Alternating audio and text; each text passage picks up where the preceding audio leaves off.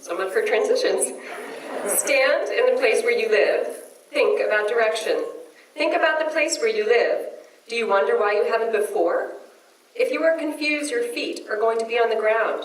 Your head is there to move you around. The bushes and trees are all around.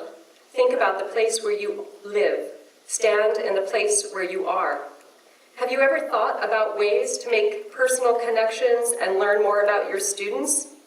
Have you ever thought of how stories that people tell can link to a place or share a commonality? Make connections. What would happen if we shared a place that we all have in common? Can we think and tell stories about our own place, our own state of Maine, and find connections? Can we share similarities in our backgrounds, in our family histories, our state history? What can we learn about each other?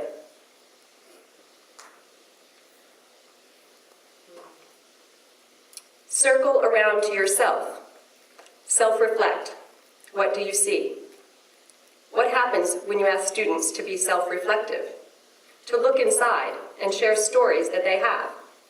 What happens when you tell others about yourself?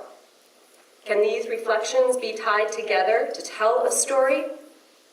How can stories we tell be reflected in our art, in our creative expressions? Brainstorm and share. What does it look like to create? To contribute an idea?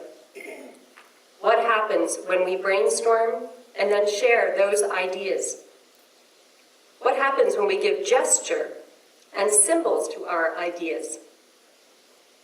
How can we help our students use visual communication to tell their ideas in a meaningful way?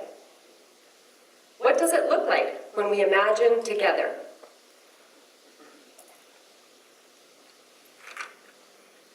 Your feet are going to be on the ground. What is it like to take a step, to turn direction, to leap away from a point of departure? What is risk made evident? Where can we go?